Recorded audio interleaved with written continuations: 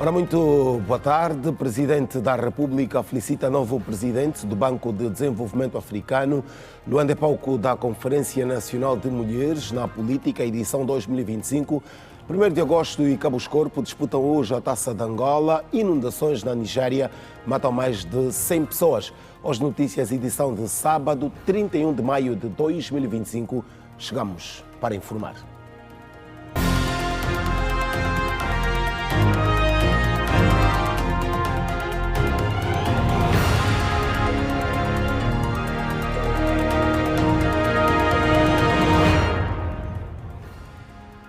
Outra vez, muito boa tarde. Alguns taxistas e cobradores mostram-se agastados com a atuação dos lotadores nas paragens de táxis, que muitas vezes criam um clima de insegurança devido aos constrangimentos por eles criados. Neste momento, a Associação de Taxistas realiza um ato de sensibilização. A Brígida Icala acompanha esta atividade e traz mais detalhes agora em direto para o seu jornal. Boa tarde, Brígida. Boa tarde, Alberto. Vítimas de lotadores que todos os dias são obrigados a fazer então chegar um valor monetário e em caso de desistência sofrem vandalismo e também agressões físicas. Para combater com esta atitude, a Associação dos Taxistas, neste caso a ANATA, tem vindo a criar um trabalho de sensibilização. Para mais informação, nós vamos agora à conversa com o presidente da ANATA, Francisco Paciente. Senhor Francisco, boa tarde. Está em direto para a Rede Girassol. O que é que nos tem a dizer sobre esta atuação dos lotadores que têm criado um clima de insegurança para os profissionais?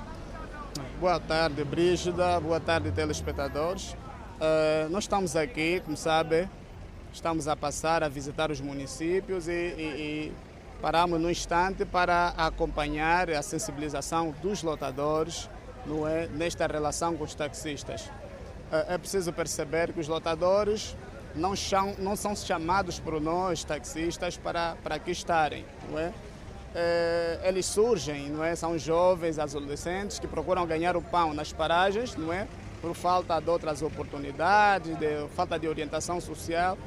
E nós apenas estamos a reintegrar no sentido de haver paz entre taxistas e lotadores, porque a presença dos mesmos nas paragens é um irritante muito grande, quer para os motoristas, quer para os passageiros. Portanto, como resolver esse irritante? Quais são os instrumentos a utilizar?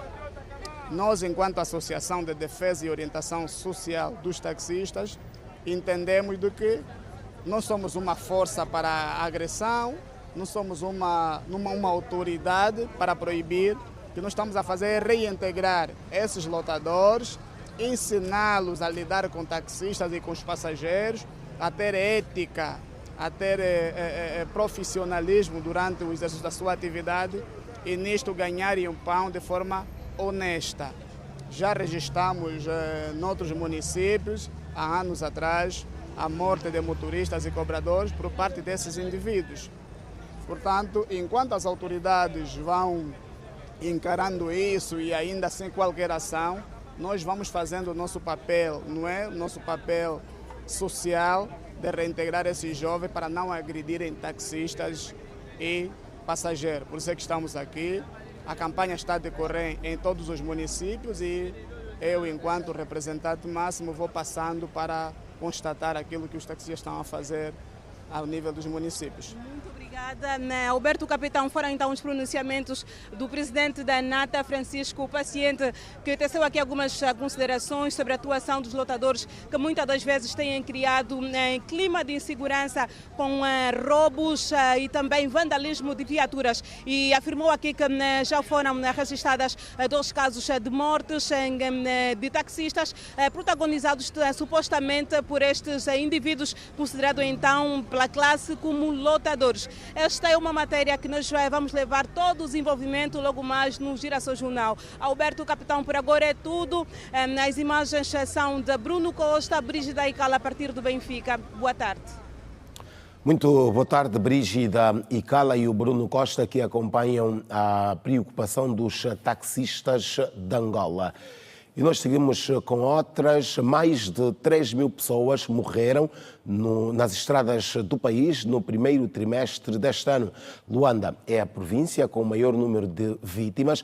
O dado foi avançado esta sexta-feira na segunda conferência sobre sinistralidade rodoviária, promovida pela Associação dos Camionistas de Luanda. 510 é o número de acidentes registados nas estradas de Luanda. Desse indicador, a ocorrência de 133 óbitos. Da estatística referente ao primeiro trimestre sobre a sinistralidade rodoviária em Luanda, consta igualmente 593 casos de feridos. A situação ainda é preocupante, apesar da redução do número de mortos, feridos e acidentes nas estradas referentes ao último trimestre. Na base, segundo o superintendente Manuel Panzo, comandante da Unidade de Trânsito de Luanda, estão ações desenvolvidas pela polícia, dentre as quais a fiscalização. Levar ao conhecimento que a problemática de acidente não é só da Polícia Nacional.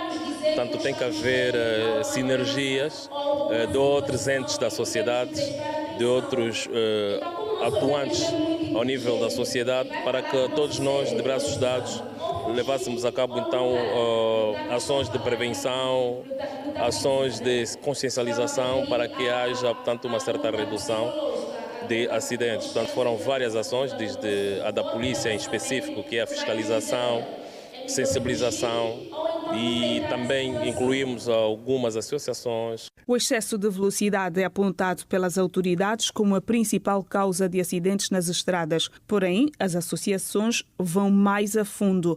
Osvaldo Mateus, presidente da Associação dos Camionistas de Luanda, e Alberto de Freitas, presidente da Cooperativa de Taxistas e Motociclistas, sublinham a iluminação pública e o mau estado das vias. Estamos a falar causa da iluminação, mau estado das vias também. Isso também tem dificuldade ao nosso trabalho. Na verdade, é uma preocupação que nós já temos levado ao governo provincial de Luanda, ao Ministério da Polícia, e por sua vez estamos a trabalhar junto. Depois dessa conferência vamos ter mais um encontro para ver se em 2025 conseguimos então reduzir o número de mortalidade que tem assolado Luanda. 80% das vias não estão em condições. Isso também contribui significativamente para o número de acidentes. O outro elemento é a falta de iluminação pública. Não falo só no casco suburbano, como também no casco urbano. É só nós visitarmos um bocadinho, andar um bocadinho na província de Luanda e principalmente nos cascos urbanos, a maior parte delas não tem iluminação pública. Isso também é uma preocupação. A outra é a travessia de peões em locais impróprios, o mau estado de alguns veículos. Os fatores humanos representam 75% dos acidentes nas estradas. A psicóloga clínica e forense, Fernanda Palanca, esclarece.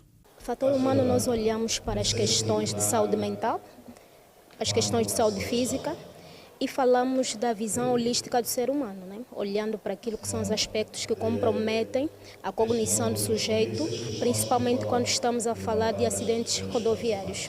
Neste caso falamos do estresse, falamos da ansiedade, falamos de algumas outras doenças ligadas ao foro psicológico, como a depressão, a ansiedade, que tudo isso são fatores psicossomáticos que vão interferir naquela que é a qualidade da prestação de serviço do ser humano, ou do homem em si. A segunda conferência sobre sinistralidade rodoviária é de iniciativa da Associação dos Camionistas de Luanda. Ora bem, a província de Luanda é palco da Conferência Nacional de Mulheres na Política, edição 2025. O evento é uma iniciativa da Associação para o Desenvolvimento Progressivo da Juventude de Angola. No palco dos acontecimentos está a jornalista Susana Ângelo, com quem falamos agora em direto. Susana, boa tarde. Vamos aos detalhes deste evento. Boa tarde, Alberto Capitão. Boa tarde extensivo aos nossos telespectadores. Políticas públicas para a promoção do empoderamento pleno da mulher, estratégias e impactos reais, direitos, liberdades e oportunidades para a mulher na política. Também aqui está a ser abordados desafios estruturais, bem como a mulher em ascensão, desafios e perspectivas futuras estão a ser abordados aqui nos 3 painéis nesta conferência de mulheres na política que junta várias que têm estado a atuar na política angolana. O destaque para a vice-presidente da Assembleia Nacional, Arlete Chimbinda, e igualmente Luzia Inglês, que é secretária regional da Organização Pan-Africana das Mulheres. Nós vamos muito rapidamente conversar com Idalina Valente, que é secretária para a Política Económica e Social do Birro Político do MPLA, e olhar para aquilo que são os desafios da mulher na política. Boa tarde, em direto para o jornal da TV Girassol. Como já avancei, quais são os desafios da mulher para se firmar na política? Portanto, os desafios são imensos. O primeiro grande desafio tem a ver com os estereótipos de género e, portanto, a igualdade de género é o primeiro grande obstáculo que nós temos que ultrapassar. Esta desigualdade de género é um fenómeno a nível internacional. Como sabemos, os direitos das mulheres só começaram a ser reconhecidos por volta dos anos 50, sobretudo os direitos políticos, ou seja, em que as mulheres tiveram direito a votar pela primeira vez. E isto tem a ver também com as desigualdades no domínio da educação. Sabemos que nós próprios, as nossas gerações anteriores, os pais preferiam mandar os filhos para a escola para assegurarem a continuidade dos rendimentos das famílias, as filhas em detrimento das filhas, das meninas, e, portanto, esta desigualdade impõe-se até hoje. Angola tem bastante legislação e está no caminho certo para a igualdade. Temos ainda um longo caminho para percorrer, mas as questões culturais, os estereótipos, a discriminação, os assédios, enfim, uma série de aspectos culturais que não são naturais, foram naturalmente institucionalizados ao longo dos anos, que nos levaram, portanto, para esta situação. São barreiras que também têm estado a colocar a própria competência da mulher em causa também. Portanto, isso é um dos pretextos que normalmente são arranjados para, portanto, tomar partido da vantagem dos homens em detrimento das mulheres, mas também é verdade que as mulheres têm de fazer tudo e muito mais, temos que ser mais sacrificadas que os homens para podermos, de facto, inverter esse quadro, sobretudo no domínio da competência. E esse é um dos aspectos que realmente nos deve preocupar bastante. Por exemplo, a nível da comunicação social, vemos cada vez menos mulheres a participarem nos debates sobre diversos temas da economia, da sociedade em geral. E isso é uma preocupação que deve ser registada e que, portanto, nós próprias, mulheres, devemos nos perguntar porquê que isto está a acontecer. É outro desafio. A mulher, mesmo sendo competente, tem de se sacrificar para mostrar o que vale, é isso? A mulher competente tem de estar permanentemente em formação. Nós temos de estudar todos os dias, nós temos de estar atentas a todos os fenómenos, temos de estar informadas para que, de facto, possamos ser reconhecidos em qualquer meio de que nós temos competências plenas e iguais ou até superiores, em determinados casos, para fazermos tudo daquilo que a igualdade de género nos obriga a ter em conta. Ainda assim, temos visto cada vez mais mulheres entrarem para a política. Esses indicadores são aceitáveis? Como é que olha para esta apetência, não digo, mas a mulher a se firmar cada vez mais na política? Portanto, isto é um processo longo. Eu tive a felicidade de ter sido eleita com cerca de 26 anos como deputada da Assembleia do Povo. já lá vão 40 anos. E, portanto, vim de uma província, da província do Ambo, acompanhei todo este processo e dediquei uma grande parte do meu trabalho enquanto deputada a promover a igualdade de género a nível das mulheres na política. E ainda hoje, não é por acaso que estou aqui, venho representar a camarada vice-presidente que foi a convidada para este painel, mas pronto, quer pela inerência de funções, quer por também ter algum conhecimento nesta matéria. A igualdade de género é um processo. Angola tem legislação bastante, alguma que precisa de uma regulamentação e da implementação dessa mesma regulamentação com um pouco mais de seriedade. Estou, por exemplo, a falar da Lei da Violência de Género. É uma lei que existe, mas em que há ainda muitas queixas de mulheres que se dirigem a um posto policial para poder ser socorrida numa situação de violência doméstica e física normalmente, e que acaba por não ter o atendimento devido. Por exemplo, eu visitei um país e tive a oportunidade de aprender um pouco sobre isso, que esse país é a Alemanha, a República da Alemanha, em que todos os dias na parada as tropas, a polícia tem 5 minutos de formação sobre como agir em caso de serem chamados para atender a um caso de violência de género. E só a título de exemplo, dizer que nestes casos, normalmente, a primeira coisa que o agente policial faz quando chega a uma situação destas, a casa de alguém que esteja a ser violentado, é separar o marido da mulher. Porquê? Porque as mulheres, por natureza própria, depois de denunciarem e de pedirem auxílio, quando vem a autoridade a chegar, a tendência é dizer que pronto, já passou, já não é preciso, vamos nos entender. Então, este é um procedimento adotado pelas forças policiais para que, efetivamente, a mulher não volte atrás, por um lado. Por outro lado, normalmente, e dependendo do grau de gravidade da situação, o marido é sempre retirado de casa. Nós ainda estamos muito longe para obtermos, de facto, resultados deste tipo. Este é um exemplo. Muito obrigada. Obrigada. E Dalina Valente é secretária para Política Económica e Social do Birro Político do MPLA, também participar desta Conferência de Mulheres na Política.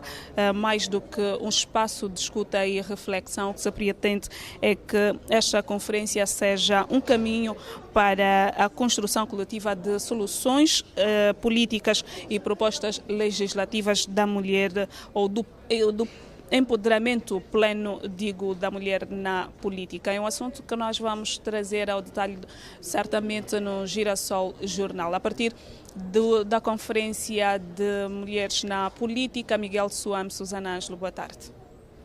Muito boa tarde, Susana Ângelo. A conversa com a deputada da Assembleia Nacional, Dalina Valente, sobre os desafios da mulher para o seu empoderamento no domínio político.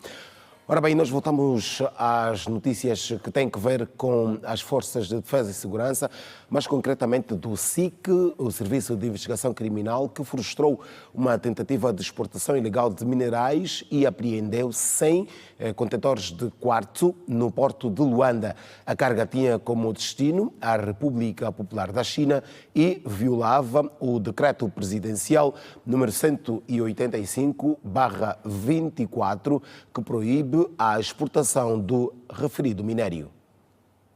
A operação foi conduzida pelo Departamento Nacional de Investigação Criminal do Porto de Luanda na noite do dia 19 de maio, após uma denúncia que alertava para uma movimentação suspeita no terminal portuário. De acordo com o porta-voz do SIC, superintendente-chefe Manuel Alaiwa, durante a ação foram detectadas desconformidades nos procedimentos legais, o que levou à apreensão dos 100 contentores de 20 pés carregados com quartzo.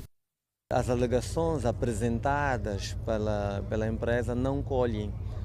Inicialmente diziam que seria apenas uma amostra para efeitos de exames laboratoriais no exterior do país, o que não colhe, mediante uma ação conjunta com o Ministério dos Recursos Minerais, Petróleo e Gás, diretamente da sua Direção Nacional de Recursos Minerais, verificou-se que há uma total proibição deste produto e que, mesmo que fosse para este efeito, não seriam 100 contentores.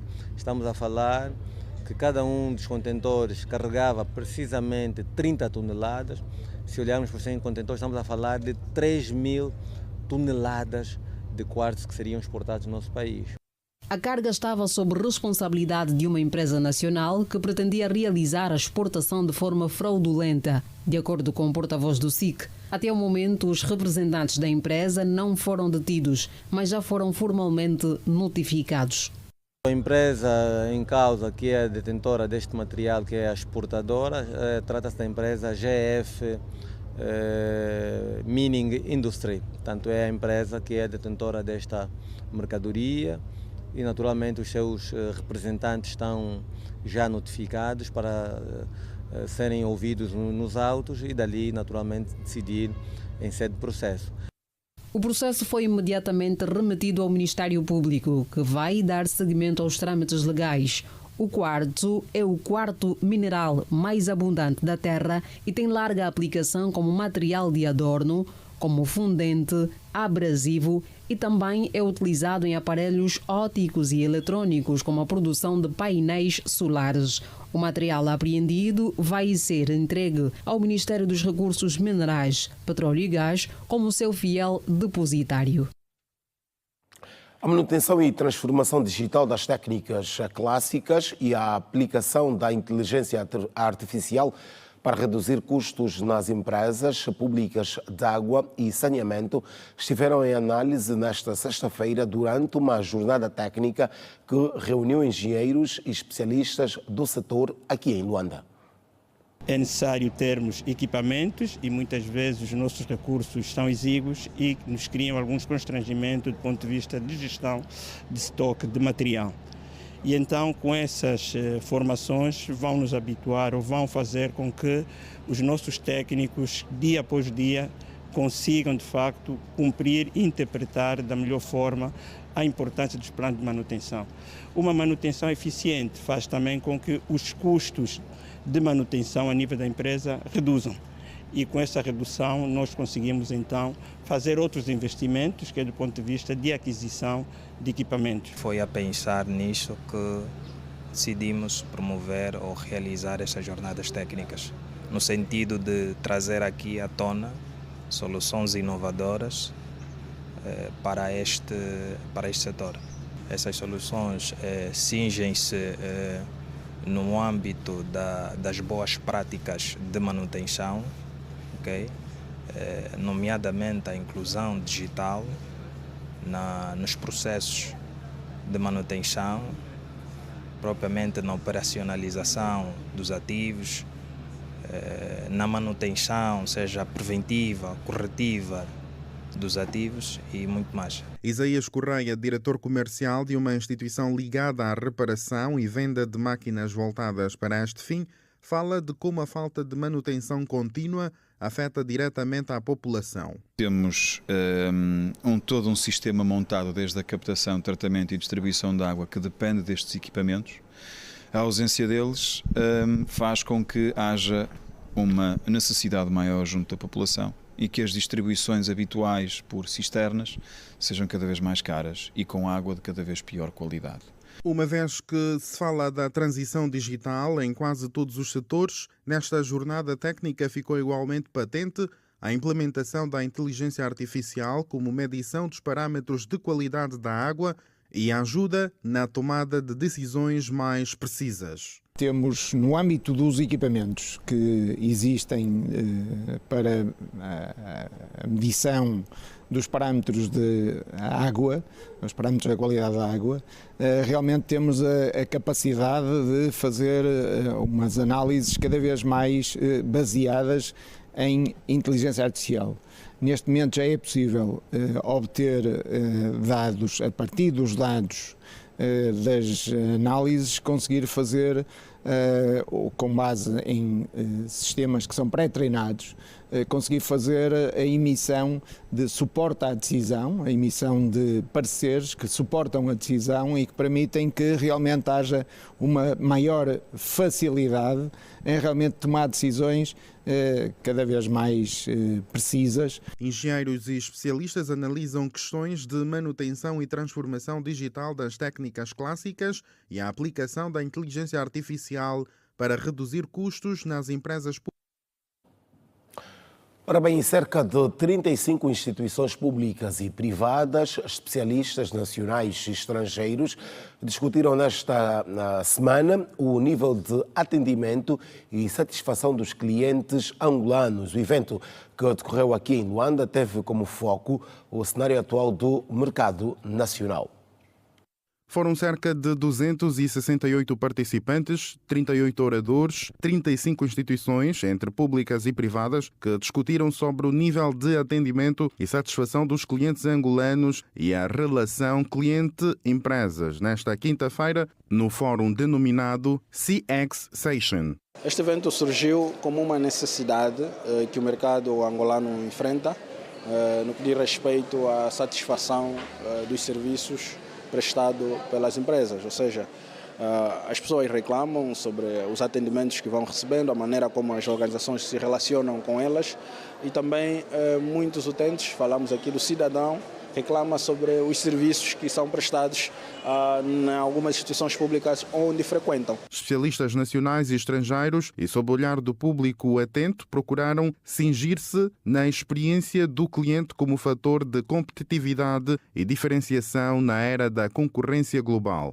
Quando se fala do cliente como centro das atenções, eu consigo perceber que há um certo interesse de cada vez mais servir melhor o consumidor com o objetivo de alcançar as suas expectativas, melhorar a qualidade dos bens e serviços que são colocados à disposição dos próprios consumidores. Esse evento vem dar uma certa primazia na medida em que coloca o consumidor como uma forma de sustentabilidade na existência do próprio negócio. As reclamações, na verdade, são das melhores armas, né, que as empresas têm para melhorar a experiência do cliente. Importa partilhar aqui uma estatística muito importante da área, que apenas 5% dos clientes é que reclamam. Ou seja, se uma empresa tem 10 reclamações, ela tem que entender que apenas 5% dos seus clientes estão a reclamar. Os profissionais defendem que as tecnologias podem levar a um caminho de um atendimento mais eficiente e humanizado, tanto para o setor público quanto para o privado. Hoje em dia, conseguimos fazer tudo no conforto do nosso lar ou tudo por um celular. Caso específico que é a nível do Ministério das Finanças, posso citar o portal do contribuinte, que influenciou bastante na interação e na experiência dos clientes. Antigamente, para pagares o imposto, tinhas que dirigir-se a uma repartição fiscal e hoje, com o lançamento do portal do contribuinte, né, os contribuintes podem submeter e pagar os seus impostos. É tudo muito no sentido de facilitar aquilo que é a estrutura operacional da vida dos agentes econômicos. Estamos aqui a atravessar um período de transição em que o digital tem estado a marcar uma presença muito forte no nosso dia a dia e faz todo o sentido que nós, como empresa, consigamos disponibilizar no mercado soluções que sirvam para facilitar os nossos clientes no sentido de conseguirem fazer face a esses novos desafios. Segundo ainda os especialistas, as reclamações dos clientes devem ser encaradas de forma positiva para estimular o ambiente competitivo. As reclamações vão ditar a competitividade no seguinte: se os clientes reclamam muito de uma determinada empresa, de um determinado serviço ou produto, significa que estes clientes têm tendência a ir embora.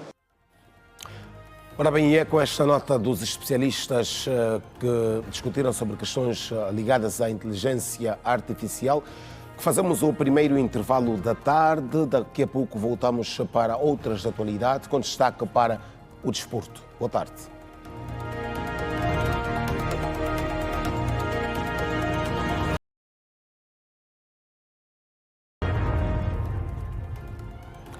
Ora bem, estamos de volta para o segundo bloco do seu Hoje Notícias, edição de sábado. O chefe de Estado angolano, João Lourenço, felicitou por mensagem o novo presidente do Banco Africano de Desenvolvimento, BAD, Sidi Ould Tah. João Lourenço escreve que foi com imenso regozijo que tomou conhecimento da nomeação como presidente do Banco Africano de Desenvolvimento, um feito que certamente contribuirá para o engrandecimento da instituição e do progresso do continente berço da humanidade. O presidente da República, João Lourenço, endereçou em seu nome pessoal, em nome do governo de Angola e em nome da União Africana, as mais calorosas felicitações, desejando-lhe contínuos sucessos e prosperidade. João Lourenço escreveu ainda que tem a convicção de que a liderança de Sidi Ould Tah será vantajosa para reforçar as parcerias de desenvolvimento com as nações africanas e aproveitou a ocasião para reiterar a vontade da República de Angola em estreitar as parcerias com o Banco Africano de Desenvolvimento, BAD. Muitas personalidades foram condecoradas nesta sexta-feira por ocasião dos 50 anos da independência nacional pelo Presidente da República. A cerimónia de atribuição de medalhas teve a duração de 2 dias, no caso quinta e sexta-feira, e várias figuras destacadas no domínio do desporto, economia, política e muito mais foram distinguidas na classe Paz e Desenvolvimento. No segundo dia da segunda fase de condecorações da medalha comemorativa dos 50 anos de independência nacional, a classe Paz e Desenvolvimento esteve em destaque. Nomes que fizeram história na política, cultura, arte e desporto mereceram a devida homenagem pelo seu contributo das mãos do Presidente da República. Aos medalhados, o momento foi mais do que especial. Sinto-me muito tocado, porque nunca esperei ter uma medalha tão importante de um ato tão importante como este, que são os 50 anos. É gratificante quando nos é reconhecido um protagonismo na edificação de um projeto comum, né? Que é, neste caso, a nação, o Estado. É uma emoção muito grande recebermos essa outorga ao nosso saudoso pai. O músico Sebem, precursor do estilo Kuduro, visivelmente emocionado pelo reconhecimento, o artista que marcou gerações não escondeu a alegria. Ainda na música, Eduardo Paim, pioneiro do estilo Kizomba, foi também distinguido. E ainda Euclides da Lomba e Felipe Mukenga. Olha, para mim, pronto, é uma grata surpresa, porque às vezes nós trabalhamos, nunca contamos que pensamos que não somos reconhecidos e de repente a nação chama-nos para outorgar-nos essa medalha. Eu só tenho a agradecer e dizer que continuamos a trabalhar na esperança de que cada missão dada é missão cumprida. Estou felicíssimo. Estou a tremer de emoção. Por isso mesmo é que as homenagens devem acontecer enquanto nós estamos aqui ainda, não é? Estamos vivos. António Custódio, figura marcante no carnaval angolano, o académico e professor catedrático Carlinhos Zassala foram também reconhecidos na gala, onde foi também distinguida na mesma categoria a União dos Escritores Angolanos e a Companhia de Artes Horizontes Ingambande e tantos outros nomes que deram seu contributo na história do país. Ser otorgado com medalha para desenvolvimento. Eu penso que quando se reconhece os trabalhos de alguém, isso provoca uma grande satisfação na pessoa, por isso estou muito satisfeito. Penso que é uma porta que se abre. Acredito que isto é um alento para nós, os artistas, para que possamos continuar e fazer o nosso trabalho em prol da nação, em prol da sociedade. Estou bastante congratulada por este mérito, porque fomos nós os antigos pioneiros. Este mérito todo do nosso empenho na participação da nossa revolução fez com que nós merecêssemos esta outorga. Na saúde, o médico Filomeno Fortes e Flávio Fernandes foram as figuras distinguidas no evento. Foi uma grande honra para mim, principalmente porque senti-me em representação de milhares de trabalhadores da saúde que durante estes 50 anos deram o seu melhor para a saúde neste país.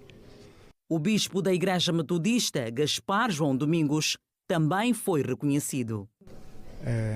Devemos agradecer a Deus para que possamos continuar a preservar e valorizar as conquistas que o nosso país já granjeou, olhar para homens e mulheres, membros da Igreja e não só, que deram seu contributo para que a paz fosse mantida e também o desenvolvimento possa ser assegurado no nosso país.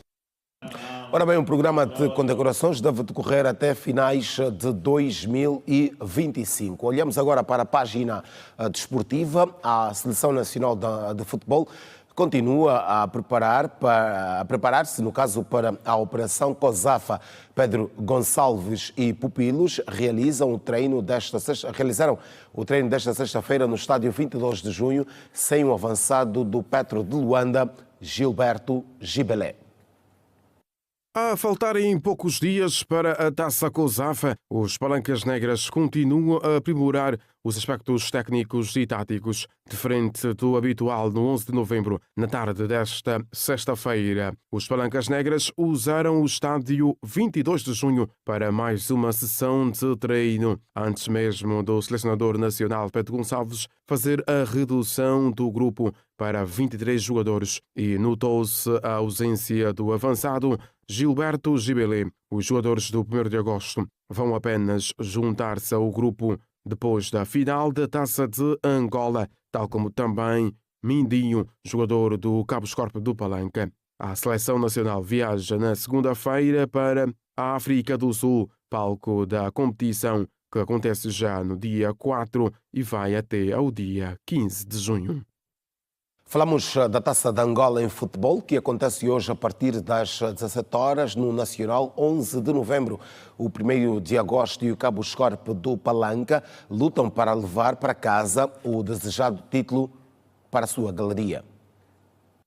Dois grandes clubes do futebol nacional estarão frente a frente no estádio 11 de novembro para um duelo que promete grandes emoções. Não é apenas uma simples final, mas sim um jogo que ultrapassará os jogadores e chegará até mesmo aos adeptos dos dois conjuntos. Por exemplo, a formação rubro-negra é também conhecida pela euforia que os seus adeptos apresentam no campo. São batuques, gritos daqui e de lá. Do outro lado está um Cabo Escorpe do Palanca, que também é bastante conhecida pelo facto de ter uma massa associativa completamente barulhenta, e é o que se pode esperar, mas logo na segunda maior prova futebolística do nosso país, o Cabo Escorpe do Palanca está em desvantagem por ter perdido um duelo diante do 1º de agosto e registrou também um empate. Este será o terceiro jogo dos confrontos totais. Quanto aos golos, os militares levam vantagem. São 2 contra nenhum da equipa da RUEF do Palanca. Com várias medalhas conquistadas, Angola esteve várias vezes no pódio do primeiro dia do Campeonato Internacional de Natação, que arrancou nesta sexta-feira aqui em Luanda, no complexo da piscina do Alvalade. A competição celebra os 50 anos da independência nacional, que se assinala a 11 de novembro deste ano. O complexo da piscina do Alvalade é palco da festa da natação em comemoração dos 50 anos da nossa independência, conseguida em 1975. Coube ao secretário de Estado para o Desporto de Angola, Paulo Madeira, a abertura oficial do evento, que, no uso da palavra, pediu aos atletas nacionais a luta que dignifique a festa dos 50 anos de liberdade. O governo angolano marcou para este ano, para as celebrações dos 50 anos da nossa independência, uma série de eventos desportivos que abrangerá cerca de 26 modalidades diferentes, algumas já realizadas. E estamos aqui hoje para cumprir aquilo que é a programação da Federação Angolana de Natação, que conosco, com grande sacrifício, com grande entrega e empenho, conseguiu materializar essa competição e tornar realidade este torneio que hoje começa. Mostrarem o nosso país e aproveitarmos para conjuntamente vivermos a festa dos 50 anos. Demonstraram braçadas mais fortes que as das delegações visitantes ao medalharem em várias provas. Os nadadores angolanos Santiago Guimarães e Carlota Filipa Silva garantiram que as medalhas que conseguiram são resultado de uma forte preparação. A prova correu bem, dentro dos possíveis, neste momento da preparação.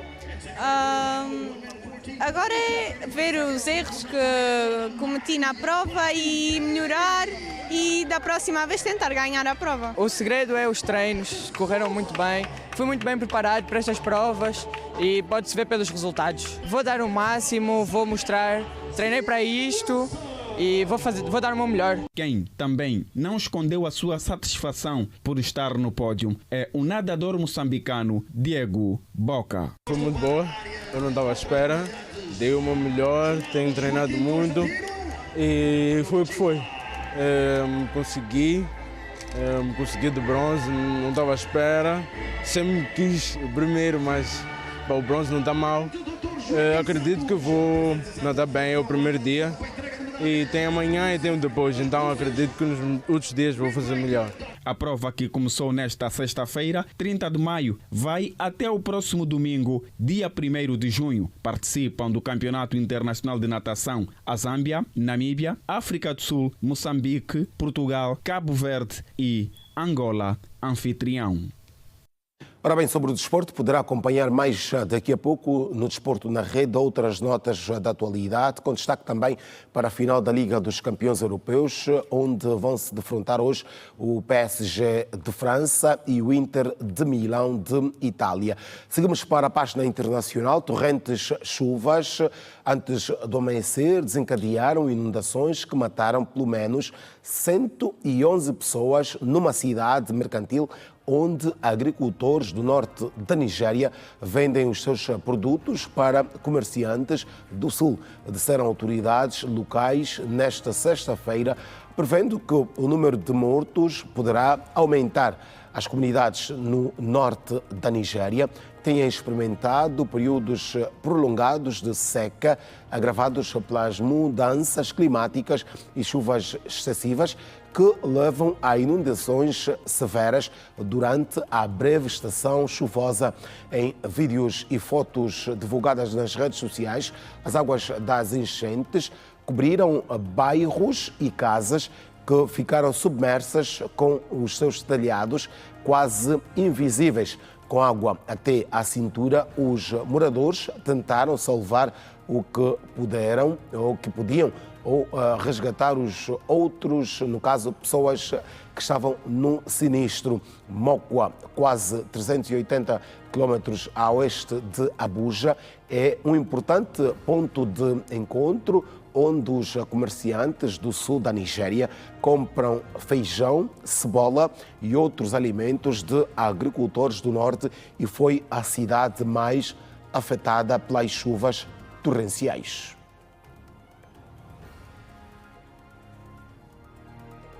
Vamos ao segundo intervalo da tarde. Daqui a pouco temos outras para lhe contar.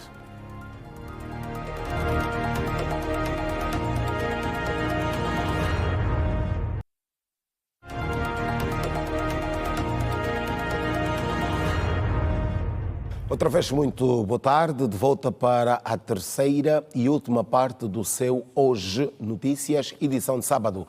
O município do Bom Jesus, na província do Icolo-Ibengo, vai dando já mostras de crescimento na produção agrícola. Neste sábado, o governo provincial fez uma visita de constatação em algumas fazendas e campos agrícolas. A acompanhar esta jornada está o jornalista da Rede Girassol, Ernesto Jaime. do Bom Jesus, onde o governador provincial Ausílio Jacob faz então uma visita de constatação aos vários campos ou fazendas de produção agrícola aqui do Bom Jesus. O objetivo é explorar um pouquinho mais, ou olhar para aquilo que são as potencialidades agrícolas desta parcela do território. Vou à conversa com Gabriela da Rocha, que é a diretora da Agricultura, Pecuária e Pesca do município de Bom Jesus. Boa tarde, em direto para a Rede Girassol. Em termos de produção, como é que o Bom Jesus está? Em termos de produção, por essa altura, como vocês podem ver, o Bom Jesus, há muita produção de tomate, cebola. Só aqui nesse campo, aqui chama-se a zona de expansão, Cana-Caçaça, só aqui onde nós estamos. Temos aqui cultivados 80 hectares de tomate, temos aqui cultivado 30 hectares de cebola e diariamente está-se a fazer uma colheita de 800 caixas. E a próxima semana a produção ainda irá aumentar, irá-se fazer uma colheita diariamente, só aqui onde estamos, de 2.000 caixas por dia. Qual que é, na realidade, a finalidade desta visita de constatação a estas mesmas fazendas? A finalidade desta visita de constatação é para a gente conseguir ver em loco aquilo que é o grande trabalho que nossos agricultores têm desempenhado, porque o que nós queremos aqui é, essa visita mostra que a Sua Excelência, Senhor Governador, está preocupado com a área relativamente à agricultura. O que nós queremos aqui é aumentar a produtividade e garantir um desenvolvimento cada vez mais sustentável, porque essa produção toda também serve para abastecer não só a província de Luanda, mas como também Malange, Kwanza Norte, Benguela, também servimos para abastecer essas províncias. Em termos do pessoal que aqui trabalha? Em termos de pessoal, para a fazenda em que estamos, aqui tem 62 efetivos e diariamente, só para terem uma noção, como podem ver aqui hoje, tem mais de 300 funcionários a trabalharem. Alguns trabalham de forma temporária, nos apercebemos disso. Exatamente, alguns de forma temporária, por isso é que eu disse, essa força de mais de 300 funcionários é mesmo que trabalham de forma temporária. Recebem os seus vencimentos também por dia? Então logo terminou de trabalhar, recebe o seu vencimento e vai para a sua casa e no dia seguinte está sempre aqui. Muito obrigado. Ouvimos a Gabriela da Rocha, que é a diretora da Agricultura, Pecuária e Pesca daqui do município do Bom Jesus. Aqui onde nos encontramos, vai-se olhando então para aquilo que é a produção de cebola nesta fazenda que tem o nome de Fazenda de João Carlos, que muito tem impulsionado também aquilo que é o potencial agrícola do município do Bom Jesus. É o essencial deste direto, é o essencial por agora desta visita de constatação às fazendas para olhar para aquilo que são as potencialidades agrícolas do município do Bom Jesus, que o governador provincial do Icolo Ibengo, Ausílio Jacob, vai então efetivando. Outros dados vamos levar até si, caro telespectador, noutros espaços informativos da Rede Girassol. Boa tarde. Boa tarde, Ernesto Jaime. Nesta nota importante do setor da agricultura no município de Bom Jesus, província de Icolo Ibengo. O Comitê Provincial do MPLA em Luanda realizou um seminário de capacitação para dirigentes e quadros do Partido dos Camaradas nas estruturas intermédias. O objetivo foi alinhar as políticas do partido aqui na província de Luanda. O MPLA em Luanda juntou nesta sexta-feira, na mesma sala, administradores e órgãos intermédios do partido para um seminário aos dirigentes para maior capacitação. Terminado, portanto, o processo das conferências constitutivas municipais, urge então alinharmos o trabalho com aquilo que é normativo, aqueles são, portanto, os regulamentos e, acima de tudo, o estatuto do partido, para melhor orientar o nosso trabalho. Portanto, nós estamos a refletir não só a conformidade do nosso trabalho, portanto, enquanto primeiros secretários, a nível dos secretariados, mas, sobretudo, os funcionamentos das estruturas intermédias e de base, que nós temos, portanto, a missão de acompanhar e, naturalmente, só acompanhamos com excelência aquilo que dominamos.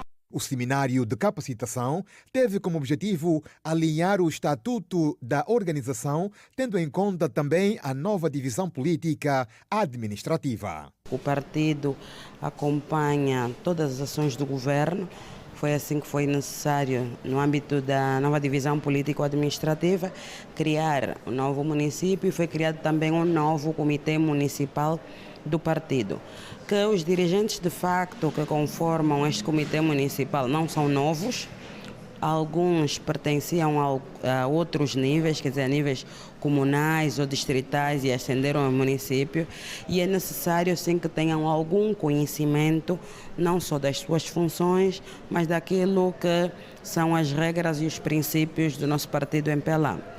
Luís Vicente disse que o MPLA aprovou uma agenda de formação tendo em conta a dinâmica do partido para transmitir os valores e conceitos, tendo em conta a nova divisão política administrativa. Os desafios e são documentos fundamentais que, de facto, a direção do partido achou fazer uma formação para com todos esses quadros e dirigentes do partido na província. No contexto geral, com a conformação das estruturas, precisamos de dar maior capacidade e conhecimento, digamos, dos instrumentos retores do próprio partido. E é isso que nós estamos a fazer. Estamos a colocar um ponto final à última edição da semana do Hoje Notícias. Daqui a pouco tem Desporto na Rede com o Júlio dos Santos. Fique bem, boa tarde, bom fim de semana.